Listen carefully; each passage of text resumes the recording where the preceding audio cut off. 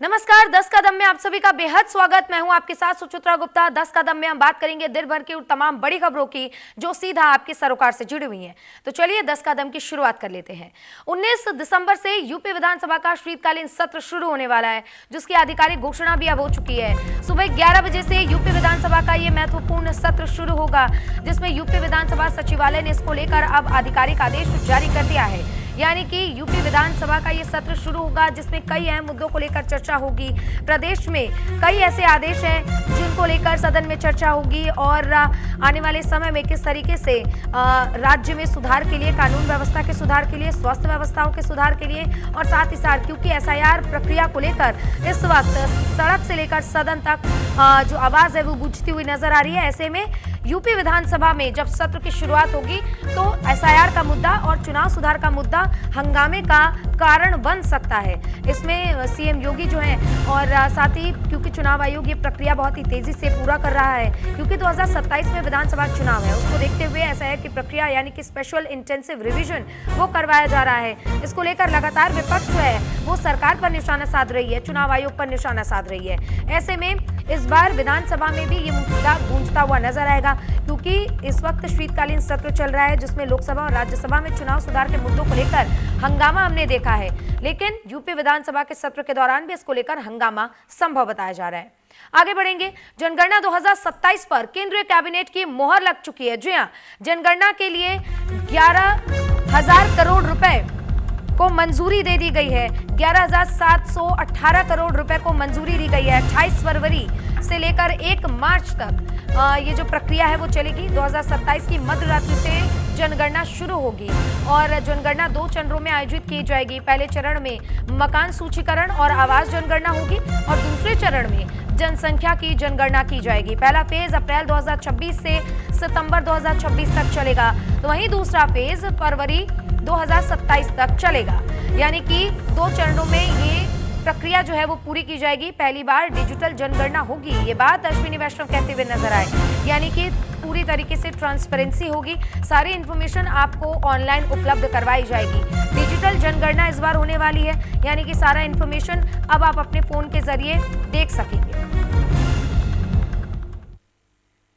तो वहीं केंद्र सरकार के आगामी जनगणना में जातीय जनगणना को शामिल करने के कैबिनेट के फैसले के बाद अब राजनीतिक बयानबाजी तेज हो गई है। वहीं कांग्रेस ने कैबिनेट के इस फैसले को अपनी राजनीतिक जीत करार दिया, तो पार्टी के वरिष्ठ नेता और पूर्व केंद्रीय मंत्री तारिक अनवर ने कहा कि राहुल गांधी की दृढ़ता का नतीजा है कि सरकार आखिरकार घुटने पर आई और जाति जनगणना को मंजूरी दी।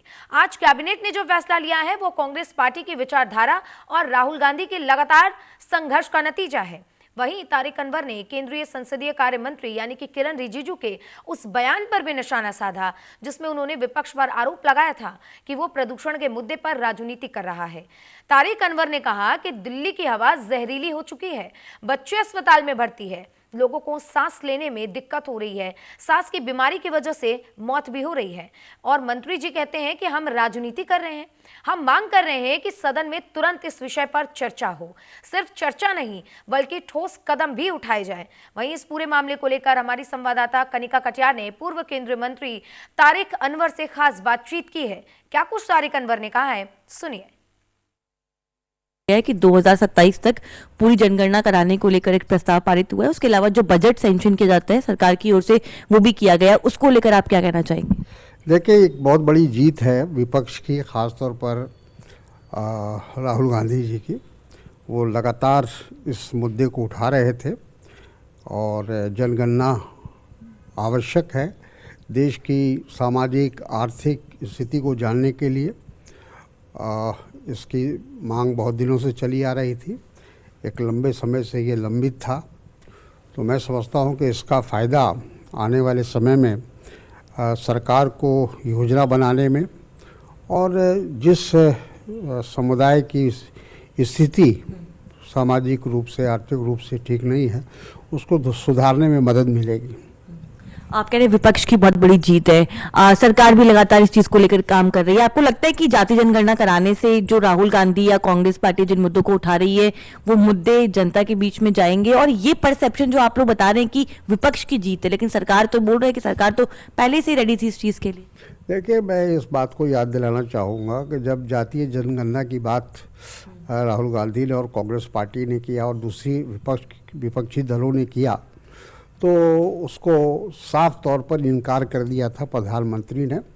भारतीय जनता पार्टी का कहना ये था कि ये जातीय जनगणना ये सही नहीं है और इसमें समाज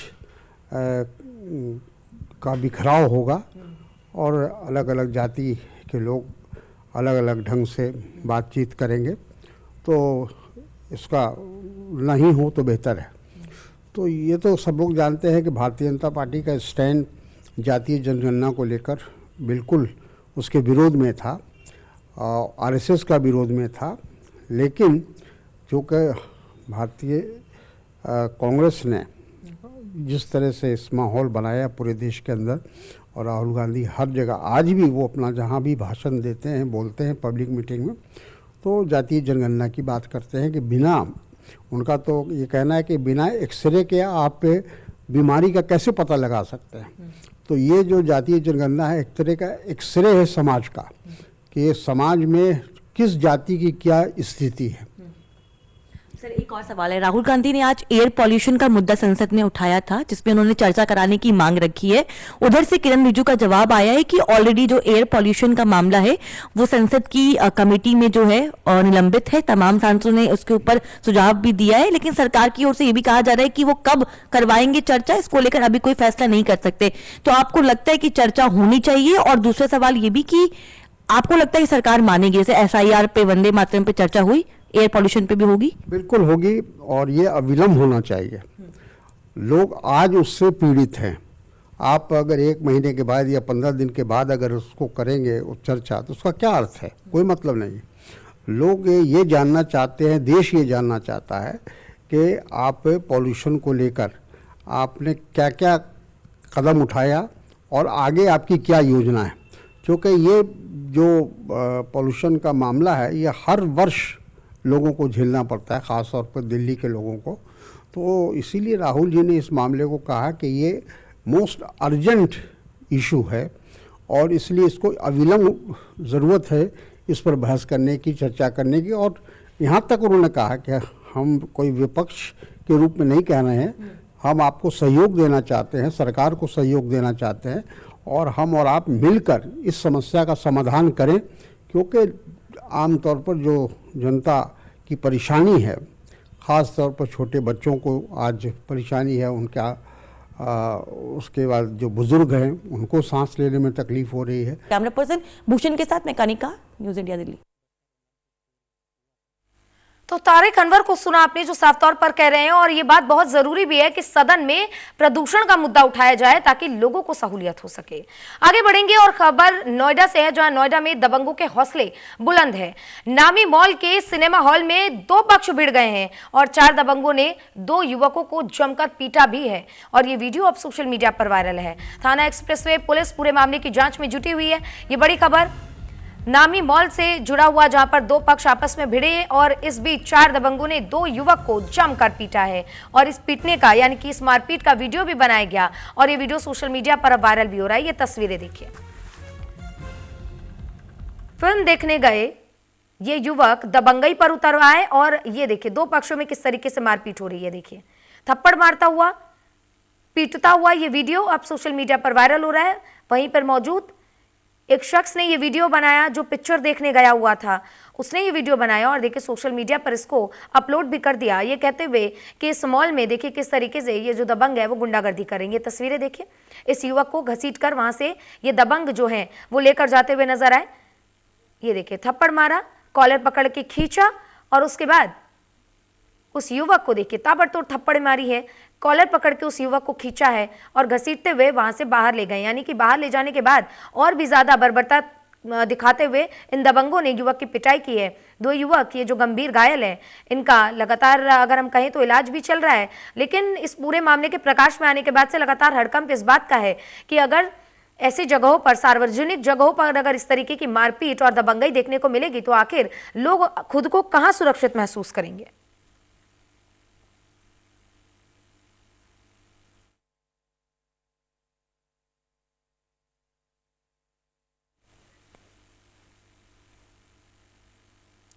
तो वहीं श्रावस्ती में जिला और सत्र न्यायाधीश की अदालत ने पुलिस की लचर विवेचना और कानून की अवहेलना पर बेहद सख्त रुख अपनाते हुए पूरे जिले के पुलिस महकमे को हिलाकर रख दिया है।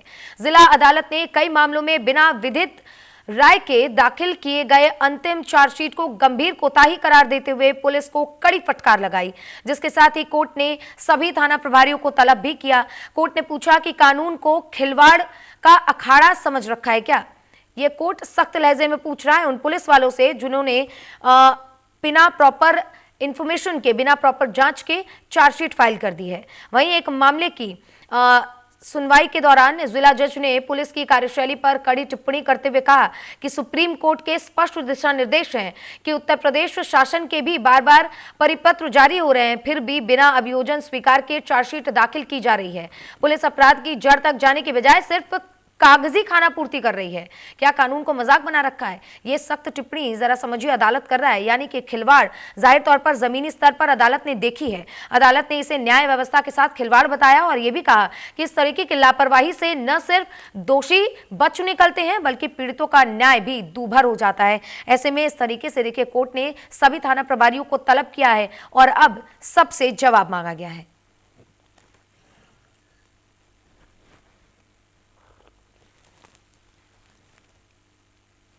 तो वहीं मैनपुरी के थाना किशुनी क्षेत्र अंतर्गत कुसमरा हिरौली के पास शुक्रवार सुबह उस समय अफरा तफरी मच गई जब जीएम रॉयल इंटरनेशनल स्कूल की पूरी तरीके से भरी स्कूल बस अचानक अनियंत्रित होकर सड़क किनारे खाई में जा पलटी। हादसे में बस में सवार करीब आधा दर्जन बच्चे गंभीर रूप से घायल हो गए। बच्चों की चीख पुकार सुनकर आसपास के ग्रामीण दौड़ आए और तत्काल रेस्क्यू का काम शुरू किया। यह हादसा तब हुआ जब ड्राइवर ने एक बाइक सवार को बचाने के लिए ब्रेक लगाया, तभी बस अनियंत्रित हो गई। तेज गति होने के कारण बस का संतुलन बिगड़ गया और वो सड़क से नीचे खाई में पलट गई। बस के शीशे टूट गए और सीटें भी उखड़ गई। पलटते बस में चीख पुकार मच गई। वहीं अब पूरा मामला पुलिस की जांच के अंदर है।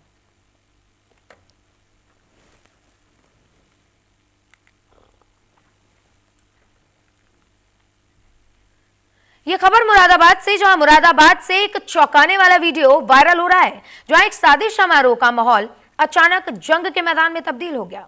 सदर कोतवाली क्षेत्र के फुलकाने स्थित बिस्मिल्लाह शादी हॉल में दो पक्षों के बीच विवाद शुरू हो गया। विवाद देखते ही देखते हिंसक टकराव में बदल गया।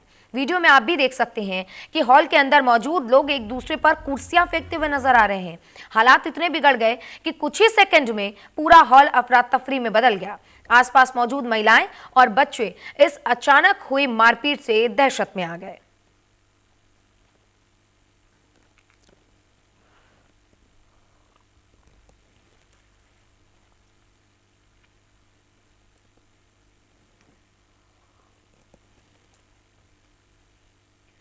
तो वहीं झांसी के नवाबाद पुलिस ने समाजवादी पार्टी के पूर्व गठौड़ा विधायक दीपक उर्फ दीप नारायण के खिलाफ गिरोहबंद एक्ट के तहत 20 करोड़ से ज्यादा की अवैध संपत्ति को जब्त कर लिया है। लेकिन कार्रवाई के दौरान पुलिस को बड़ा झटका तब लगा जब आरोपी अपने ठिकाने से फरार मिला। वरिष्ठ पुलिस अधीक्षक झांसी BBGTS मूर्ति के निर्देशन पर SP सिटी प्रीति सिंह और CO नगर लक्ष्मीकांत गौतम की निगरानी में थाना Nawabad police moon city apartment पहुंची, जहां आरोपी 11वें फ्लोर पर रहता था, लेकिन पुलिस के पहुंचने से पहले ही वो जगह खाली हो चुकी थी। अदालत और जिलाधिकारी के आदेश पर पुलिस की टीम गवाहों की मौजूदगी में नोटिस चस्पा करके 20 करोड़ 26 लाख रुपए से अधिक की संपत्ति जब्त कर ली है। पुलिस का कहना है कि यह संपत्ति कथित तौर पर गिरोहबंद आपराधिक गतिविधियों से अर्जित की गई थी। फिलहाल आरोपी दीपक उर्फ दीप नारायण केस नंबर 250 यानी कि उस पर वंचित चल रहा है और उसकी तलाश अब तेज कर दी गई है।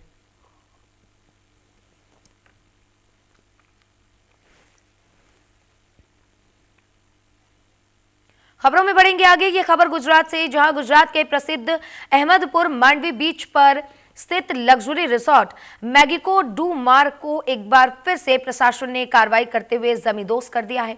प्रशासन ने 4 बुलडोजर और एक हिताची मशीन के साथ भारी पुलिस बल तैनात करके महज कुछ ही घंटों में रिजॉर्ट का पूरा ढांचा मलबे में तब्दील कर दिया।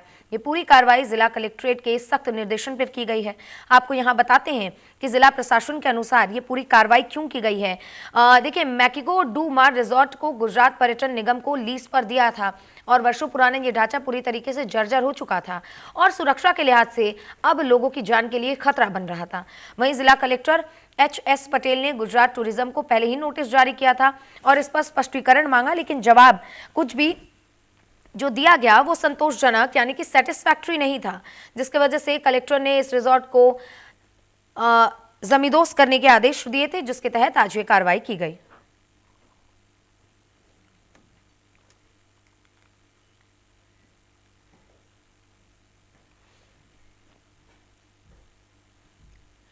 तो अब बात यूपी के घुसपैठियों के खिलाफ ऑपरेशन टॉर्च की करेंगे। बात घुसपैठियों के खिलाफ चलाए जा रहे सबसे बड़े अभियान की, जहां यूपी में रोहिंग्या बांग्लादेशी घुसपैठियों की तलाश में पुलिस ऑपरेशन टॉर्च चला रही है। इस ऑपरेशन के तहत वाराणसी से लेकर लखनऊ और मेरठ से लेकर सहारनपुर तक उन ठिकानों को खंगाला जा रहा है जहां पर घुसपैठियों के छुपने की आशंका है। पुलिस झुग्गी बस्तियों में जाकर संदिग्धों के दस्तावेजों को चेक कर रही है, यानी कि एक तरीके से कह सकते हैं कि सत्यापन यानी कि वेरिफिकेशन कर रही है। दावा यह है कि अब तक 10,000 से ज्यादा संदिग्धों की पहचान की गई है, जिसके दस्तावेज चेक किए जा रहे हैं। लेकिन सवाल यह है कि यूपी में घुसपैठिए आए कैसे, किसने घुसपैठियों के दस्तावेज बनवाए, जिसकी वजह से आज ये बड़े ही आराम से सरकारी योजनाओं का लाभ भी उठा रहे हैं। ये रिपोर्ट देखिए।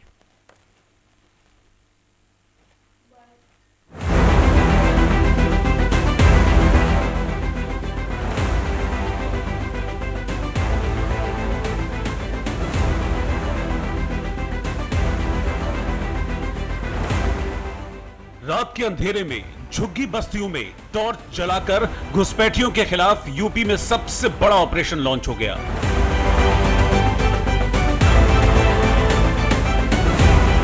मुख्यमंत्री योगी आदित्यनाथ के निर्देश पर यूपी पुलिस ने घुसपैठियों की पहचान के लिए सबसे बड़े वेरिफिकेशन अभियानों में से एक ऑपरेशन टॉर्च को शुरू किया।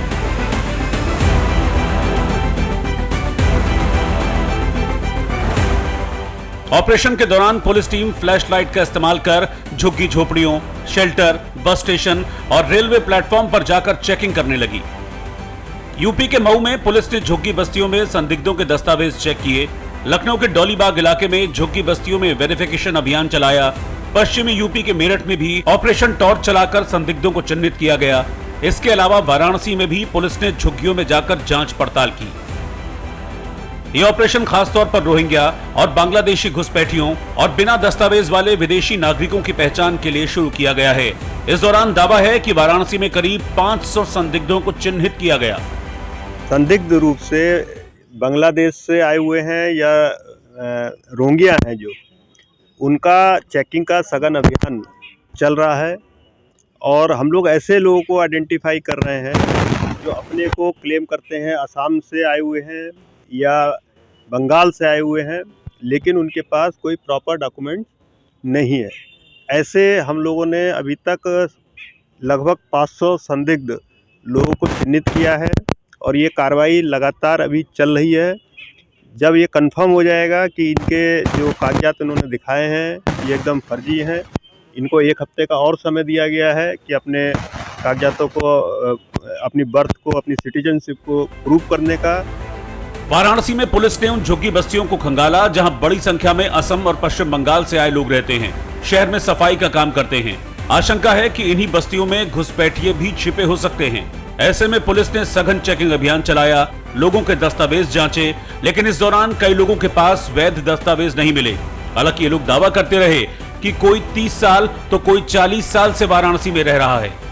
हम लोग यहाँ बरसों से हम लोग रह रहे हैं सर। ये यहाँ के हम लोग को वोटर आईडी अभी तक नहीं बना हुआ है, खाली आधार कार्ड हम लोग को बना हुआ है और पंचायत पद है।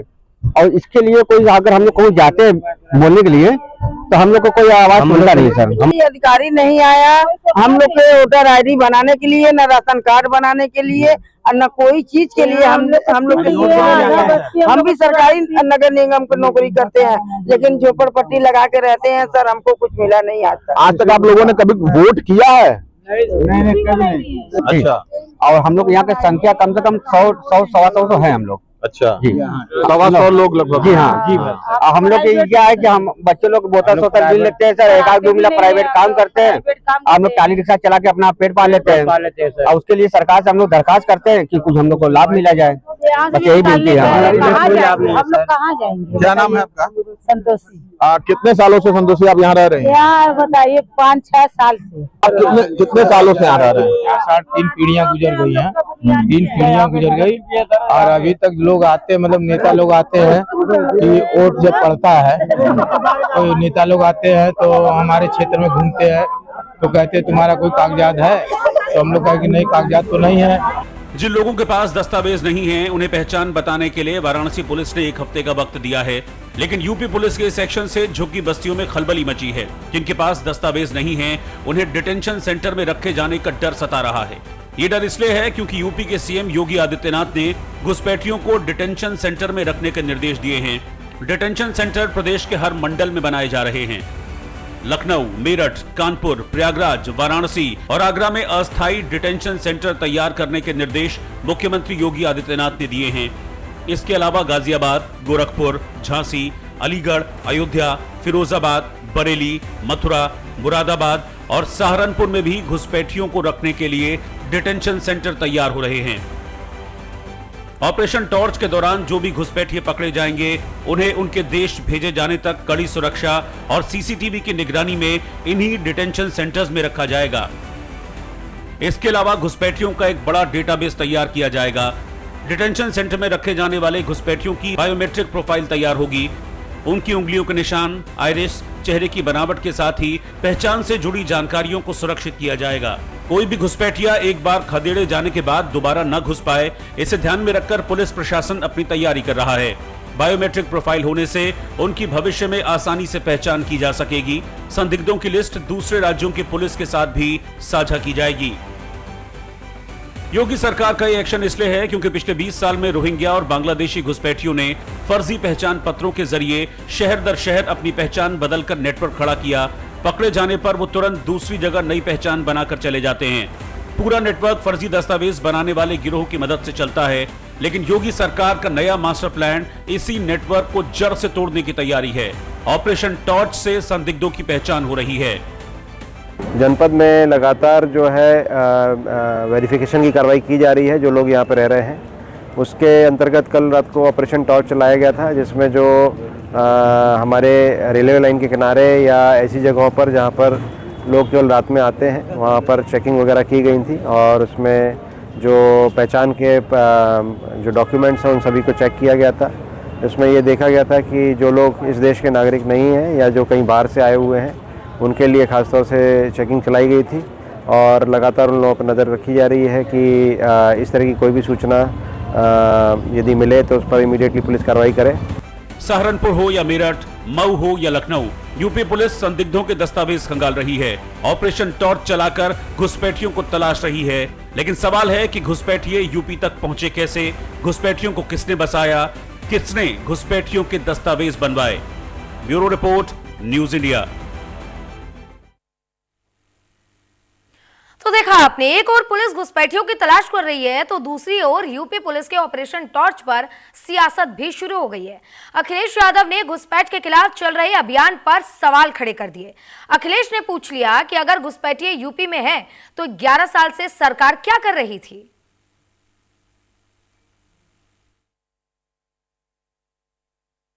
घुसपैठी नहीं है, अगर घुसपैठी है तो उन्हें सरकार को इस्तीफा दे देना चाहिए। अगर घुसपैठी 11 साल के बाद ढूंढ रहे हो आप, तभी मैंने कहा ये एसआईआर नहीं है, एनआरसी है। एसआईआर के बहाने एनआरसी कर रहे हैं। अभी उनको निकाल रहे हैं, बाद में हमें पीडीए वालों को निकाल देंगे। उनके पेट में क्यों दर्द हो रहा है? अगर घुसपैठियों को खोजा जा रहा है पुलिस के द्वारा, प्रशासन के द्वारा और भाजपा के द्वारा भी, तो उनको दर्द क्यों हो रहा है? उनसे क्या रिश्तेदारी है, वो सार्वजनिक करें। क्यों घुसपैठियों को मतदाता सूची में और यहाँ बसाने का काम अपनी सरकार के समय किए?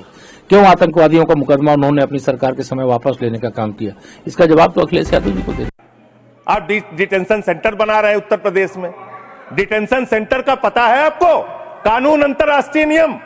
आपको स्कूल बनाने के लिए पैसा नहीं है, आपको अस्पताल बनाने के लिए पैसा नहीं है, मिड डे मील में आप बच्चों को नमक रोटी खिला रहे हैं, नौजवानों को रोजगार देने के लिए आपके पैसा नहीं है, खाद की बोरी देने के लिए पैसा नहीं है। आप कह रहे हैं आप अपनी सनक को पूरा करने के लिए डिटेंशन सेंटर बनाएंगे, जहां पे घुसपैठियों को रखेंगे, उनको फ्री बिजली, फ्री पानी, फ्री एजुकेशन, रहने का घर, सड़क सब आप अपने पैसे से देंगे, देश की जनता के पैसे से देंगे।